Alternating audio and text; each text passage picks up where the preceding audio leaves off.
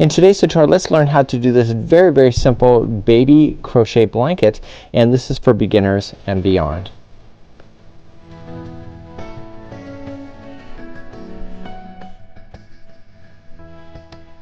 Welcome back to the Crochet Crowd as well as yarnspirations.com. I'm your host Mikey. Today we're going to work on a very simple baby blanket. For those that are new to crochet, this is a perfect Afghan for you to try for the very first time. I'm going to break down the steps nice and easy for you. And for those that are experienced, this is a very easy project if you have a baby shower or something coming up when it comes to a little child. So without further ado, let me tell you a little bit more about the yarn and then we're going to get started. So here are two brands of yarn. One's called Bernat Blanket, the other one's called Bernat Baby Blanket. What is the difference between the two? The only difference is marketing. So for example, Bernat Blanket here is more geared to home decor. It's more solid colors, more adult in nature, where the Bernat Baby Blanket here has colors that you would see typically in baby Afghans, baby colors, nursery rooms, even colors that are more geared for kids. So you can actually mix and match. What you will know and what you should know is that there's no two colors the same. So for example, the Bernat Blanket, there's no colors that are in this line that are also in this line. So you can look in between the two and actually kind of mix and match. So if you're looking for a vintage white, you'll look for this one. You're looking for pure white, you're gonna look for this one. So you just mix and match and it's a lot more easy. You can do anything that you want to with these particular tutorials that I'm about to teach you today, and it's just a lot of fun. So in today's tutorial we are going to be using the Bernat Baby Blanket because it has the light blue line in it. Also has pure white, so that's also in this line. So you can mix and match any of the projects that we're doing today. So if you like a color that's in this line instead, you know, the world is your oyster. You can go ahead and do that. We're gonna be using a size N 10mm crochet hook today, and let's get started. So let's get started. You'll need a 10mm size N crochet hook today. This is a boy. It has a comfort grip on it. I really like this. If you're looking for hooks, comfort grips are the way to go.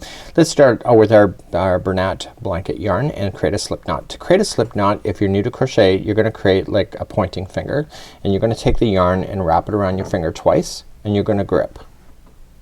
Okay, so let me show that again. So take the yarn, wrap it around your finger twice, and grip. Now this is the back of your hand forward. Okay, back forward. You're gonna take the back one here, move it up over the forward but not over your finger completely, and take the new back one and come up and over. And we have the slower tutorials on how to do all these processes here on YouTube if you need that. So that's your slip knot. So let's just pull this a little bit tighter onto the hook. Now this whole pattern consists on multiples of 2, so you can do any size that you wish, and the pattern's asking you to do 74 chains, but you can do any size. Just make sure that if you change the size of your starting chain, you will change the amount of yarn that you will need. What that calculation is, I'm not really sure. So that's something that you're gonna have to play with if you're gonna mess with the size. So let's begin. Remember, the one on the hook never counts as one, and let's just if you're gonna do the pattern exactly, just chain 74, but if you're gonna alter, just chain in sets of 2. So 1 and 2 and 1 and 2, and keep that going. 1 and 2 and 1 and 2 and 1 and 2 and 1 and 2. So if you keep them in sets of 1 and 2, you'll never have any accidents because it'll line up perfectly each and every time. So let's go on with row number 1. So we want to go second chain from the hook, so just turn it. This is chain number 1 and this is chain number 2. Turn it around and get the back hump of the chain. Okay, so just turn around, get the back hump, and just insert in, and we're going to single crochet. You're gonna follow it by a chain 1, and then you're gonna come back to the chain, skip the next chain available, and go to the second one over and single crochet. And that's all we're gonna do for this whole line. Okay, single crochet, then you're going to chain 1, skip the next one, and go the second one over and another single crochet. So we're creating the gap spaces that we're going to need. Now you'll notice that there's a gap in the final pictures if you saw it online. This is what that gapping is right here. So chain 1 and then skip the next one, go to the second over.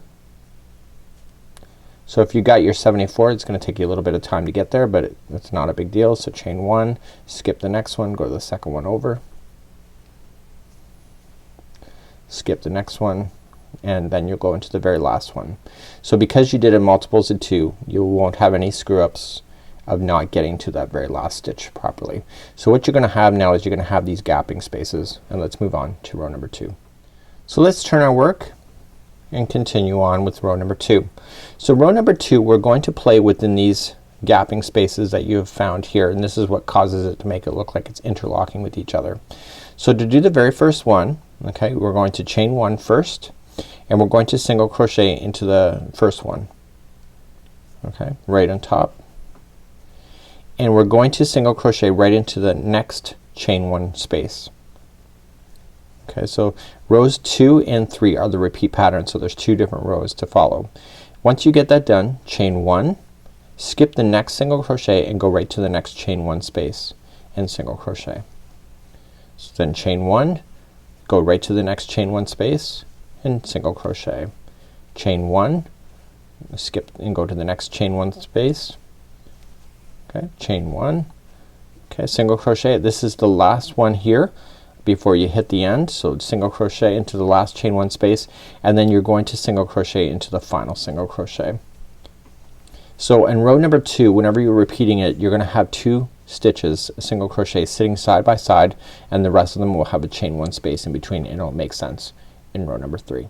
So let's turn our work and go to row number 3. So this is the second part, so rows 2 and 3 keep repeating for this whole thing. So you're going to chain 1 first and single crochet into the first single crochet. So you're always gonna do that. So what changes on this row here is that you have a next one is a single crochet, and here's your chain 1 space. So you're going to chain 1 first and then go into the next chain 1 space. Okay, so what you're looking at here is that the first one always starts off and you have like a space, and then this one is solid, and then you're creating a space again. Okay, so this is how it's gonna repeat. So once you get that done, chain 1 and then single crochet into the next chain 1 space. Single crochet, single, or sorry, that was chain 1, single crochet into the next chain 1 space, chain 1, single crochet in the next chain 1 space, and then chain 1, and this time skip over to the second single crochet. See, there's 2 in a row, and that completes that. So I'm gonna turn the work and show you how to start row number 2 once again. So just turn your work, chain up 1 to begin, single crochet into the top of the first one. So you're always gonna do that. So this time there's a chain 1 space ready for you, and then you keep moving down the road. So because it's right there, you're gonna go a single crochet into it first, then chain 1, and then keep going across. A single crochet, chain 1, single crochet, chain 1, single crochet, chain 1, single crochet, chain 1. Okay, and this time I just made a mistake. So the very last one here is that you single crochet into the final chain 1 space and then single crochet into the final. So let's turn our work and review number 3 again. So this time, okay, we chain up 1, single crochet into the first one. So you look in the row below, there's a single crochet there first, so you have to chain 1 first and then go into the next space for single crochet. Okay, do you get that? So every other row we're just start how we start changes. So chain 1, and I'm gonna finish this line because that's all you have to do. You just have to use up your 2 balls of your main color. In my case it's baby blue. When you get to the end, chain 1 and go to the final single crochet. And I'm gonna fasten off at this point, and then I'm going to show you how to do the border that is on this particular afghan. For tutorial reasons I don't want to fasten this off because I don't want to waste my yarn because I'm gonna use it for another tutorial. So I'm going to just grab my next color, which will be white, and I'm gonna create a slip knot. And all I'm just gonna do is right where I finished off the last one, and I'm not finishing off that one just because I don't want to waste my yarn, is that I'm gonna insert into the very corner, and I'm gonna work myself down an edge. So not back across, but down one edge. Just take the yarn and fasten on, chain 1, and do 3 single crochets into the same spot. So 1,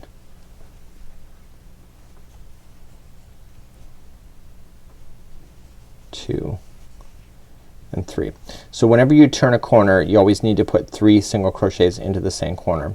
So because you've been doing single crochet, all you have to just do is just go down the edge and do 1 single crochet into the end of each one of the rows that you did, and it will work out perfectly each and every time.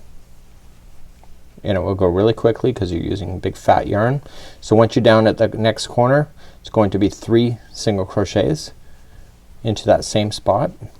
So the 3 allows it to make the 90-degree turn that you need for your afghans.